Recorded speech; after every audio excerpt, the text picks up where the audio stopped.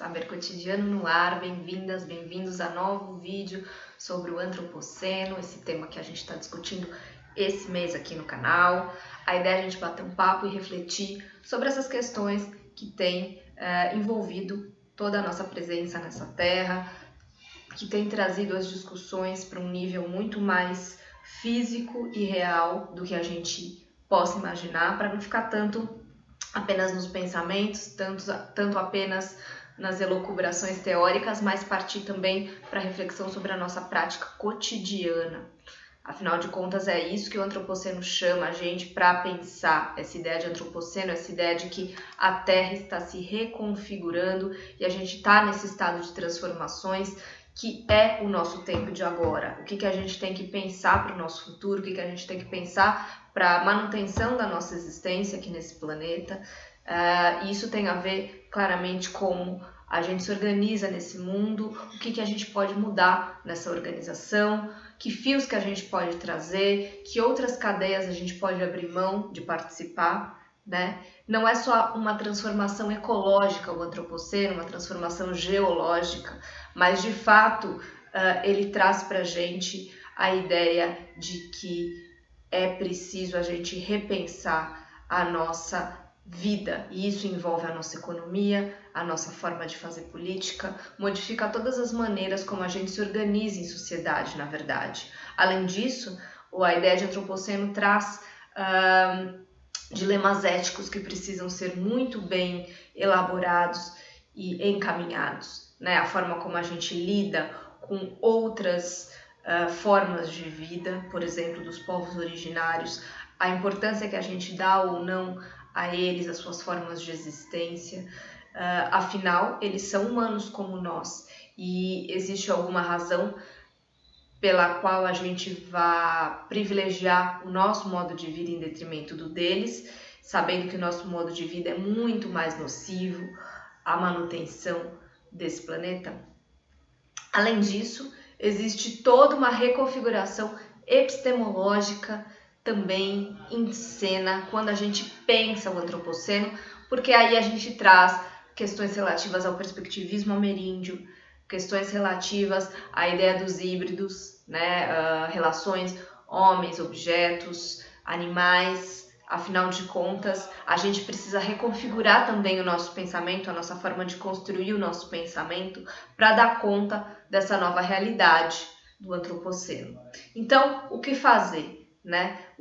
Como lidar com isso? Entender esse diagnóstico do Antropoceno apenas no registro da ciência não vai ajudar a gente. Aqui eu não estou com um discurso anti-ciência, pelo contrário, mas trazer uma certa problematização que também é trazida por Isabelle Stangers quando vai mostrar, né, justamente como a ciência ela contribuiu para o afastamento das pessoas comuns de uma visão científica de mundo e acabou, culminando em negacionismos e outras formas de conceber o que a gente chama de verdade. Né? Isso eu pretendo entrar aqui em detalhes num vídeo posteriormente, mas o que eu queria do vídeo de hoje era mostrar que a gente pode contar com outros saberes, a gente pode contar com os saberes dos povos originários. Muitos outros povos têm a dizer algo importante sobre a Terra, sobre a manutenção desse planeta, sobre outras formas de vida, justamente outras políticas, outras éticas, outras formas de economia. E a gente tem muito a aprender, a gente tem muito a trocar com essas outras formas de vida, se a gente quiser continuar existindo de uma maneira sustentável, de uma maneira possível, né, que sustente toda a existência, não só de humanos, mas de todas as espécies que aqui estão. Bem, se algo está acontecendo e está acontecendo para todo mundo, não só em uma determinada região do planeta, mas está afetando a todos, né? Se algo que acontece na Ásia afeta todo o planeta, por exemplo, como uma pandemia, se algo como o derretimento das calotas polares tem afetado os litorais, todas as praias, tem trazido aquecimento, enfim, se a gente realmente está, né, nessa mesma linha de raciocínio de que o que acontece no planeta acontece e afeta todo mundo, a gente precisa entender que o planeta Terra é também um agente político.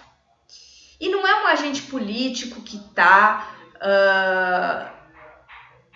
por exemplo, se vingando, né? A natureza está se vingando da humanidade, ou a culpa é só da humanidade que destruiu a natureza. A gente tem que pensar de uma maneira diferente, a gente tem que pensar em termos de reconfigurações, mudança nas relações de força, reposicionamentos, né, de elementos bioquímicos, físicos, orgânicos e inorgânicos, que são realmente um sistema, que é a Terra, e que, por determinadas questões, vem se alterando, né? Está se reposicionando, e isso pode ser fatal para nós e para outras espécies das quais a gente depende.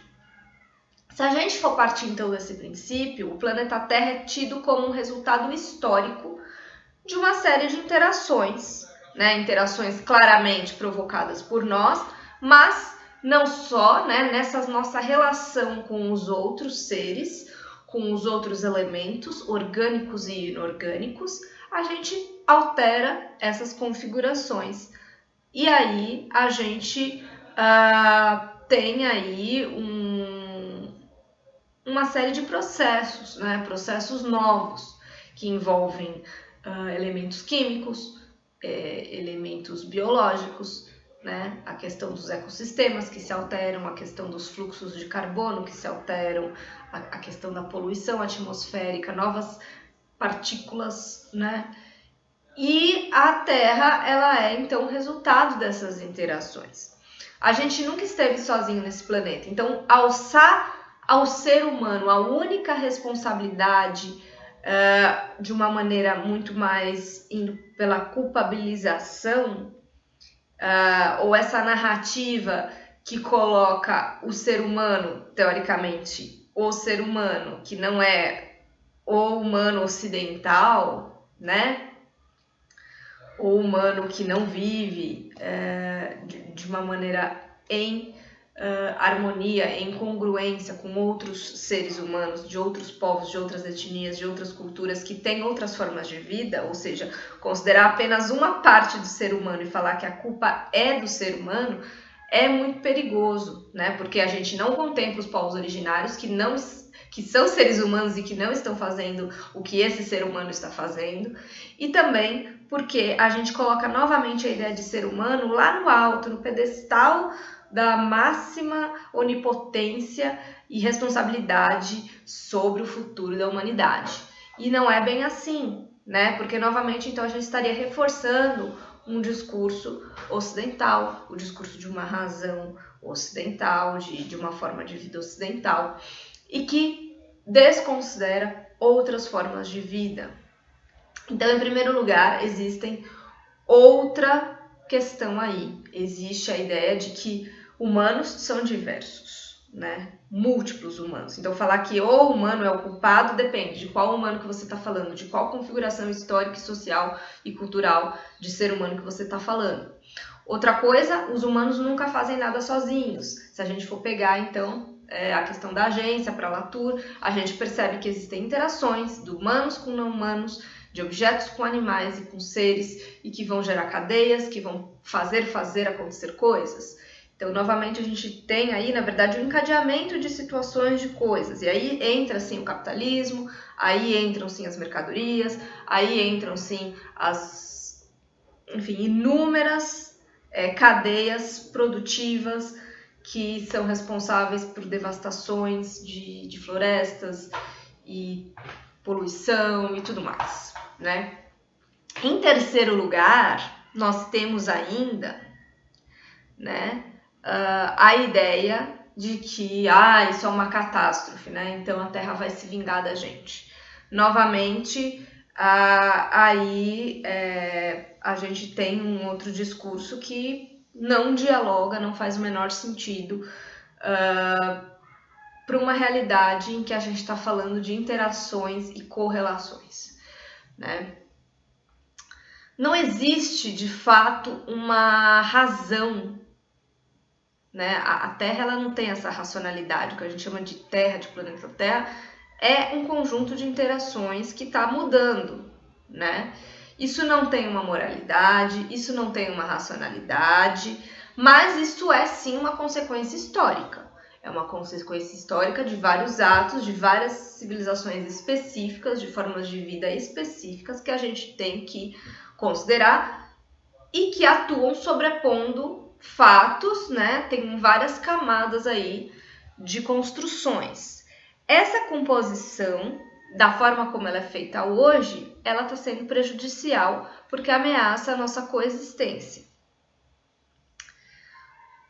Então, a grande questão é como talvez dar menos poder a essas camadas e desinvestir de fato de camadas nocivas das nossas formas de vida e produzir mais jeitos mais justos de coexistir com outros seres humanos que vivem em outros registros de existência, como animais e vegetais e minerais.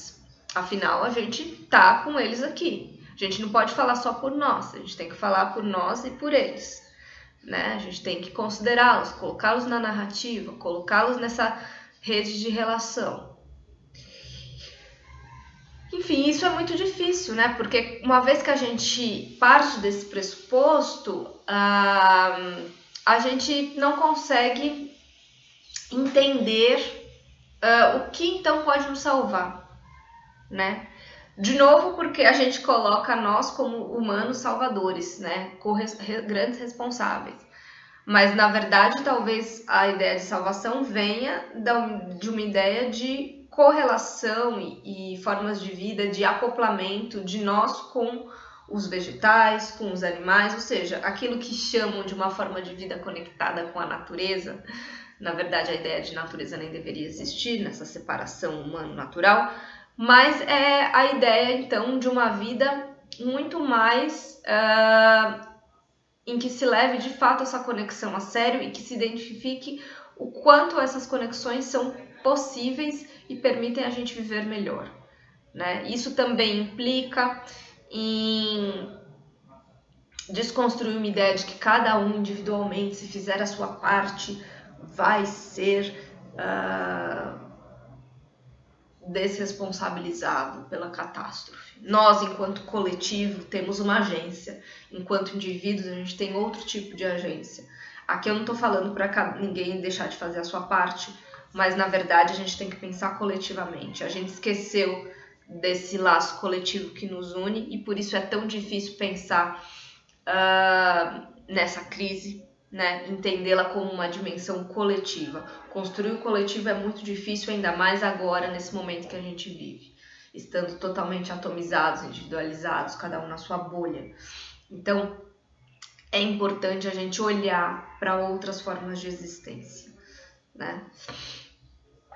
E aí eu volto, então, para o perspectivismo ameríndio, eu volto para a ideia de multinaturalismo, né? Porque isso nos faz refletir muito sobre o que é de fato da humanidade e o que é de fato da natureza, né?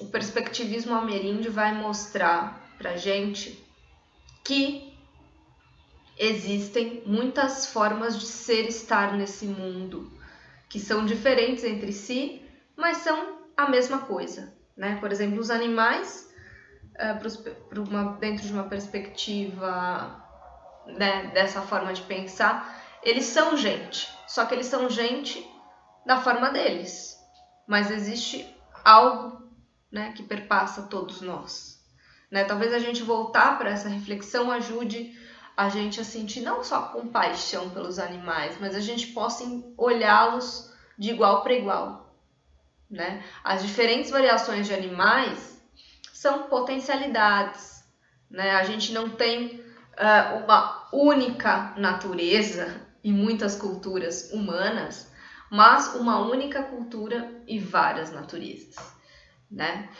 Então, o multinaturalismo e o perspectivismo ameríndio trazem pra gente esse questionamento e trazem pra gente essa abertura na nossa mente para que a gente possa enxergar muitas possibilidades de se relacionar com a natureza e com a cultura, não apenas da forma como a gente faz ocidentalmente, mas abre a chave para que a gente se desconstrua nesse sentido e possa buscar soluções e questões de éticas de existência muito mais acopladas a outras formas de vida.